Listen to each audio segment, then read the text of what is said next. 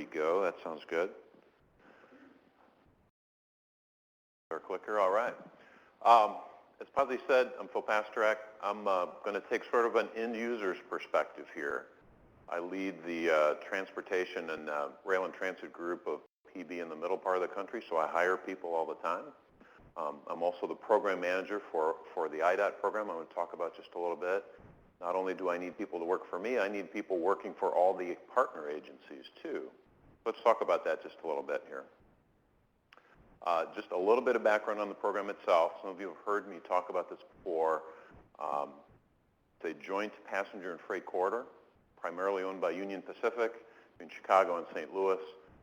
We're providing improvements to operate at 110 miles an hour over most of that corridor. Not all of it, but most of it. We've spent more than $220 million already in the first 2 years. New track, grade crossings, signaling, drainage, et cetera. We're working toward having most of that 110 in operation by October of 2015. We've got a little milestone coming up next month. Next month, we'll operate the first short stretch at 110. Give you a sense of about how big the piece of work is, $1.4 billion. You can see sort of how that's broken down just a little bit. What's involved? Infrastructure, of course. Locomotives and cars, not just the new PRIA equipment that we're working with the state of California on, but also upgrades to Amtrak Amfleet cars. About 7 or 8 of those are already in place. We recognize that just building a nice piece of railroad isn't enough. You know, we need service improvements, we need frequency, we need onboard amenities like Wi-Fi, et cetera. That's all part of what we're doing. Improved safety is a big piece. Fencing, extensive fencing, a lot of grade crossing improvements that some of you heard me talk about the other day.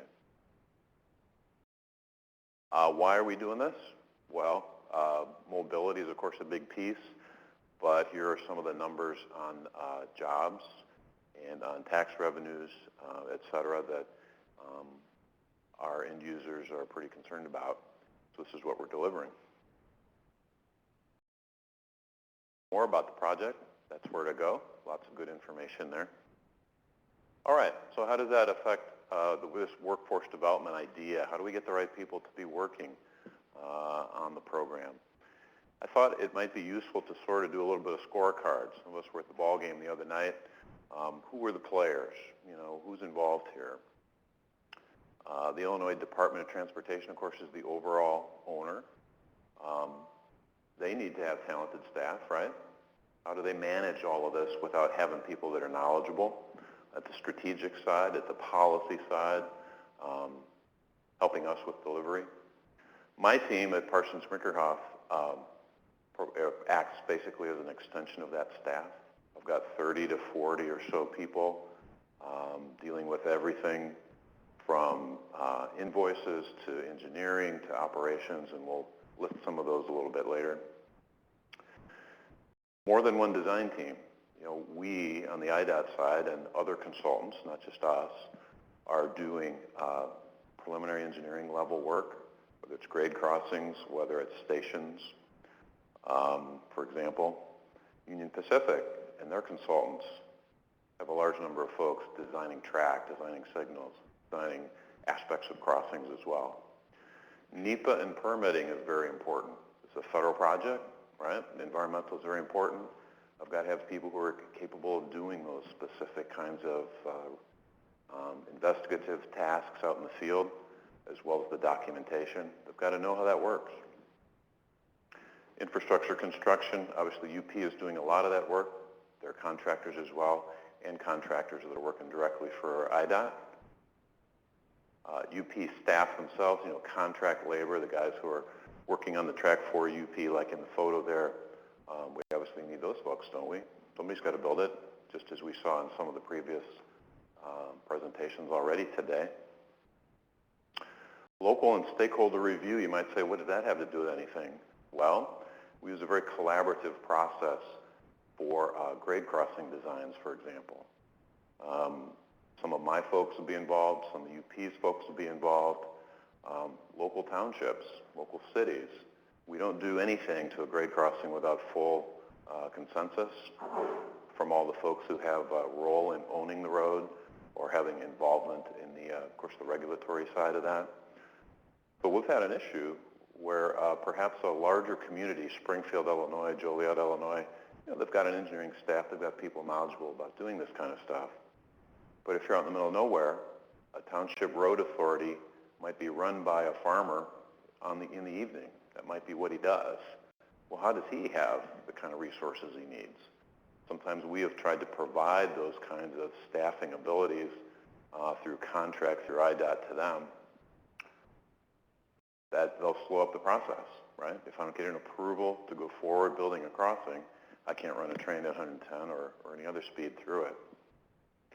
Regulatory agency is very important. I'm really excited to have FRA with us today. FRA has done a lot to try to move as quickly as they can to grow their organization to help us. But I have to say there's more to be done. They are not used to managing this size of a program. They've been ramping up, but along with the rest of us, there are opportunities for improvement to move faster, to move a little better, to move a little smarter, as well as others. The Illinois Commerce Commission is very involved. Some of those environmental resource agencies are pretty important too.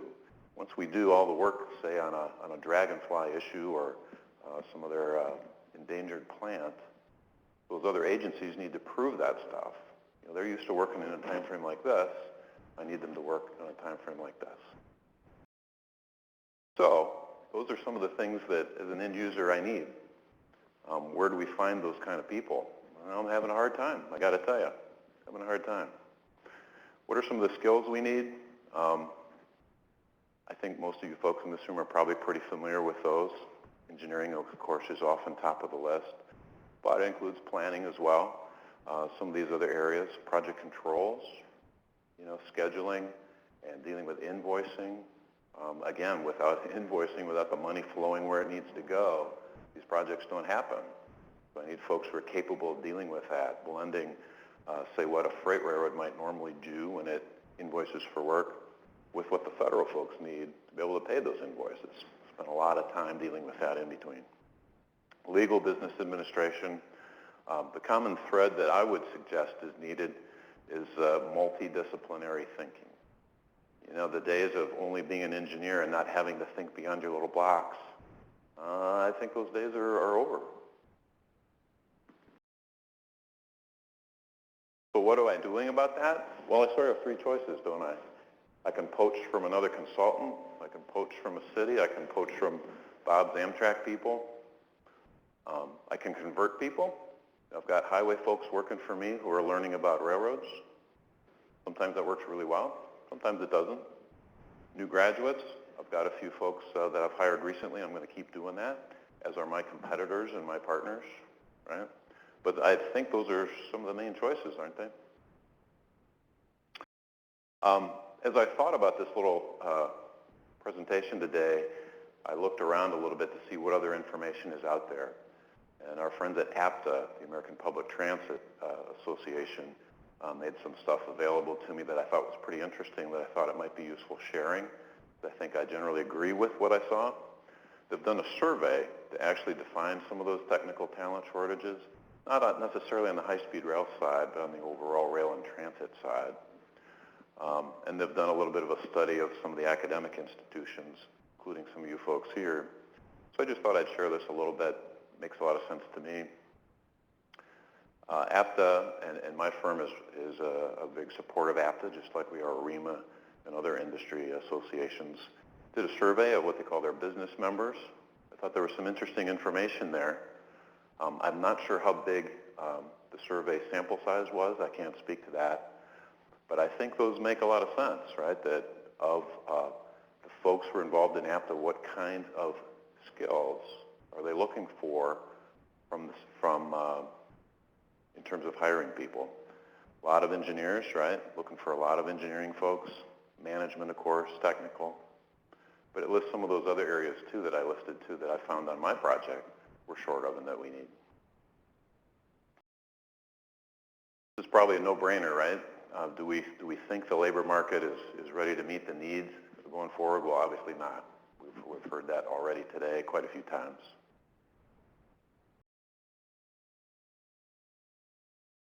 I mentioned that little survey of university programs, and some of this information, again, I can't speak to personally, but it is clear to me that looking at those first two bullets, transportation is very much a part of university programs in a growing way, but it tends to be sort of part of the civil engineering group, not so much that specialized railway or technical approach that we heard from TC and some of the other countries overseas. Focus is obviously more on highways, traffic planning, or public policy. But what happens other places? In Germany, there's a whole lot more focus on railway education. You can see some of the things that APTA's survey found in terms of how Germany looks at this. A little bit more specialized, right, than we're used to here. I know we're moving in that direction. That's great. China, I think this is consistent, TC, with what you had to say, so I won't talk about that anymore. I think these ideas here make a lot of sense. Obviously, we're short of people. We're competing with other industries.